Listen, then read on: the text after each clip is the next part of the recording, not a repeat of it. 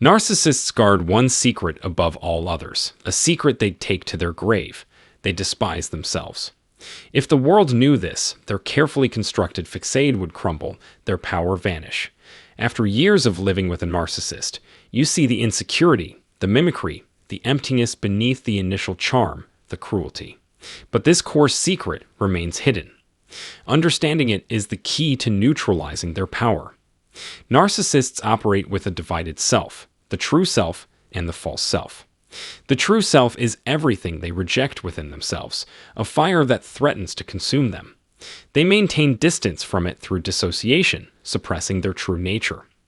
Over time, glimpses of this true self emerge, fragile, vulnerable, immature. The false self, in stark contrast, is charismatic, kind, promising, worldly, capable, everything you desire. This false self is built on lies, first to themselves, then to you. Maintaining this dynamic requires constant splitting, living as the false self and keeping their secrets buried. The core secret, the heart of their true self, is self-hatred. Pure, unadulterated self-hatred. This might seem paradoxical. Narcissists appear to love themselves, obsessed with self-interest. But this is the very dichotomy that makes understanding them so difficult. It creates cognitive dissonance.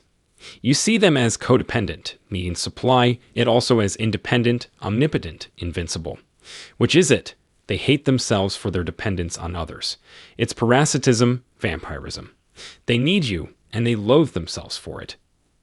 Imagine, you project an image of supreme power, yet you rely on others for your very existence. If they leave, you collapse. The grandiose individual who expects the world to chase them desperately chases supply after a perceived slight. The entitled person who treats others like doormats woos and breadcrumbs their victims to avoid abandonment. This dissonance breeds self-hatred. They go against their desired self-image, and that hatred, they project it onto you. You become the problem. If you hadn't left, they wouldn't need to destroy you. This self-hatred is so deeply ingrained that it spills over, projected onto everyone they encounter. The backstabbing, the two-faced behavior, the way they turn gold into ash, it's all fueled by self-hatred, expressed as self-sabotage. They are their own worst enemy. When a narcissist demeans you, belittles you, finds fault with you, it's not about you. You are a mirror, reflecting their true self, the self they cannot accept. They see in you what they hate in themselves. They hate their own aura, their own energetic field, their own vibrations. Now it becomes clear, they never truly loved you. They never saw you. You ask why they didn't appreciate your love, your empathy. Because they are consumed by self-hatred. Everything you offer is tainted by it, turned to ash.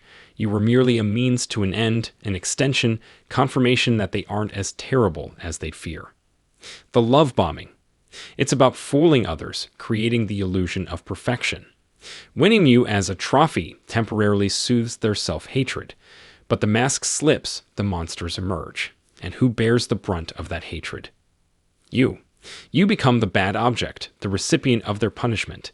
In their twisted logic, you made them feel this way. They are perfect without you. They compare you to an impossible ideal, and reality falls short.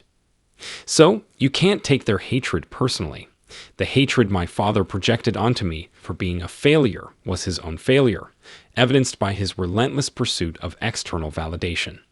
They climb corporate ladders, they crave status, because they are running from the self-hatred within. Isn't this the deepest secret they guard? They can't let anyone know they hate themselves. How could anyone love them if they don't love themselves? Understanding this is the key to your freedom.